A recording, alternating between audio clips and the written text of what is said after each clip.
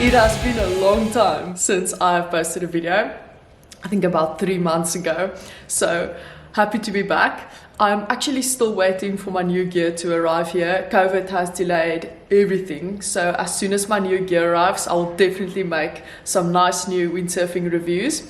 And since we are in the middle of winter, there's anyways no wind here in South Africa, just rain, rain, rain and cold days.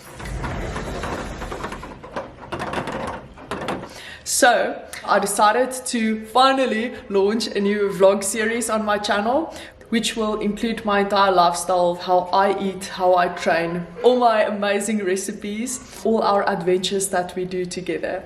So for my dedicated windsurfing following, do not worry, I won't stop with my reviews. I know you guys have really been finding those videos very helpful. I hope to inspire more people to live a healthy, active, happy life.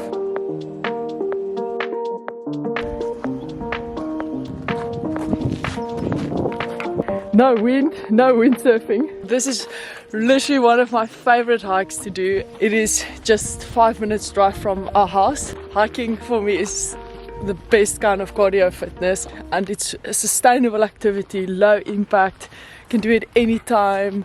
You don't need any very special fancy gear for it. And it's extremely great exercise. I think a lot of people tend to underestimate how good it is for your body. It's the body's natural movement.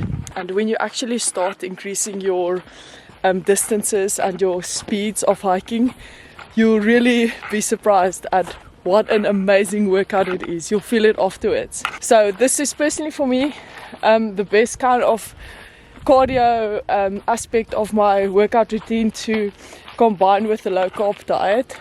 It keeps the blood sugar levels stable. So I try to walk about every second day, anything between an hour to 45 minutes. And of course, one of the greatest advantages of this kind of exercise for me personally is that it serves a double purpose. I get to be outside here in Mother Nature, and all the thoughts and worries goes away, and everything becomes clearly into perspective. Normally in summer, windsurfing would be that thing for me, the therapeutic kind of exercise.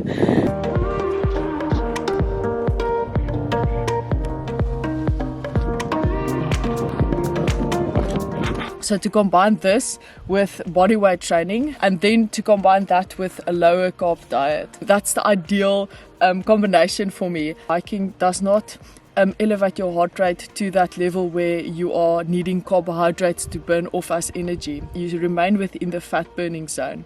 As you continue to live this lifestyle, your body adapts to become so much more effective at burning fats. It just eliminates cravings. You don't get hungry that often. And for the windsurfers, of course, if you are like me, out there on the water for 3 hours non-stop, because I don't want to waste my time, I just want to keep on windsurfing. That is the heart rate zone that you want to train your body to be in and become effective at burning fats. So it's the ideal kind of cardio for me for the off-season specifically. So now it's time to get back down there. I need to go and wash Brandy today. Whenever I walk him at Shark Bay, he rolls in the seaweed, and afterwards it's like insane, the smell. And that will basically be my upper body workout for the day.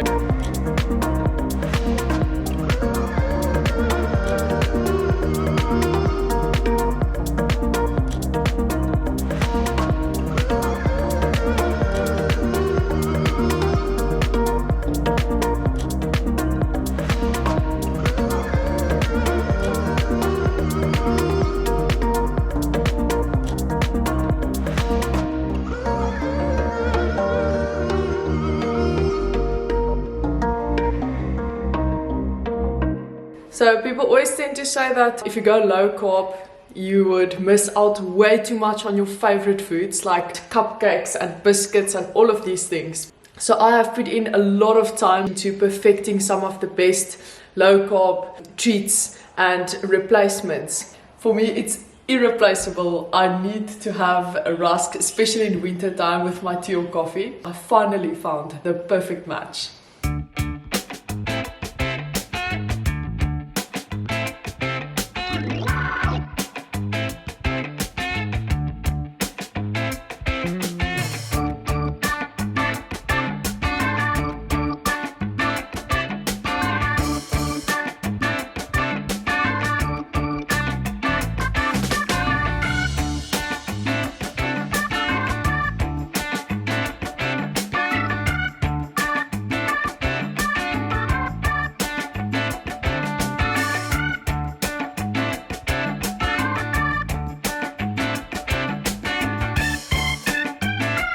try to rub it in with your fingertips until it resembles like breadcrumb texture.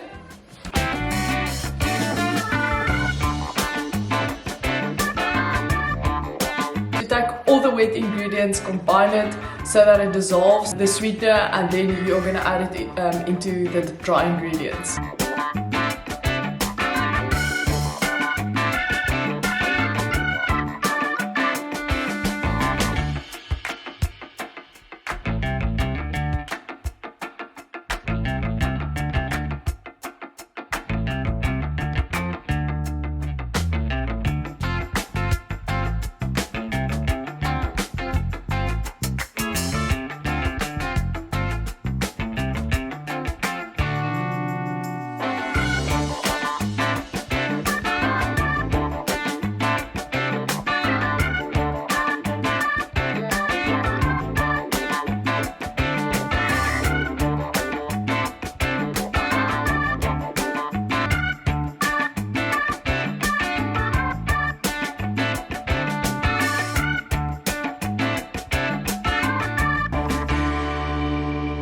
So set your timer for 40 minutes. It's nice and golden brown at the top, so I took it out and I'm gonna just let it cool down slightly for like 10 minutes before I cut it up into squares.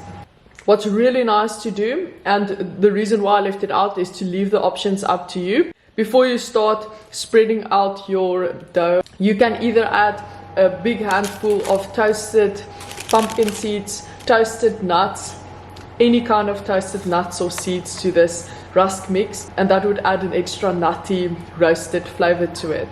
These rusks are so good that sometimes I just eat them as is for a little treat throughout the day.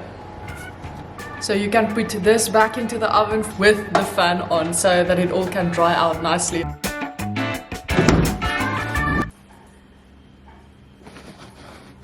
Spring silly!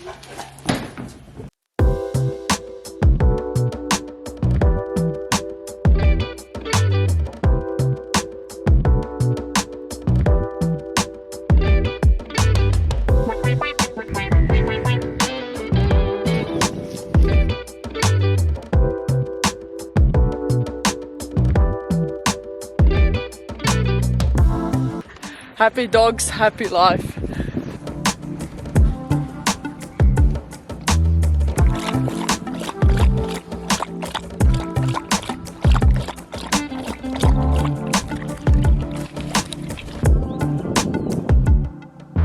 This is how they look after drying for about 4 hours at 120 degrees. They are super crispy and it's like proper crunch. Such a nice consistency, they smell amazing. So the reason why they are so crispy is just plainly the kind of sugar replacement that you use. A lot of people tend to jump straight onto xylitol as a sweetener because that's the most common one. But xylitol has a way of attracting moisture. So if you use it in cupcakes or muffins, that would be ideal, or like brownies, because you want it to be very moist. So things like rusks and biscuits and things that you want dry and crispy, the best sugar alternative to use is erythritol. When they are used in combination with a lot of other ingredients to make up a different recipe, you really don't notice the chemical taste at all. When you are done baking the rusks and they've dried out, they cooled down, put them in an airtight container and put them in the freezer. The freezer really helps to dry them out even further and it preserves them for super long.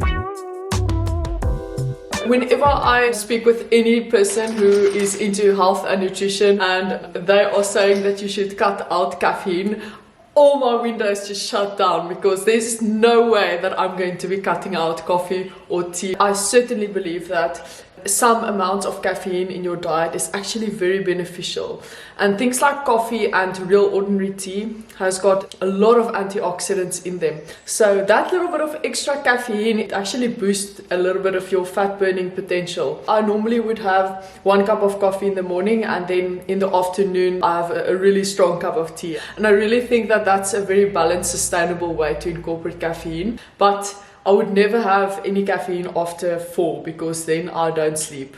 So I'm going to show you guys how I make my hot beverages, basically anything you can apply to coffee, tea. Milk has got such a high carbohydrate content in comparison to the alternatives. Almond milk at first was really not so nice for me, very watered down, quite a bit tasteless. My best solution to that is to use quite a decent dose of almond milk in my cup, and I heat it up first. And this brand I really love.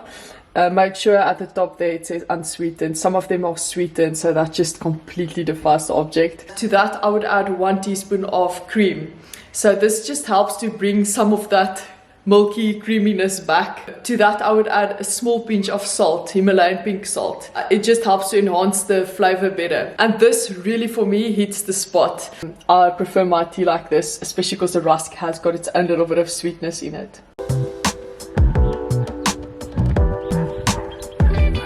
So I see you guys in my next video with more of my awesome recipes.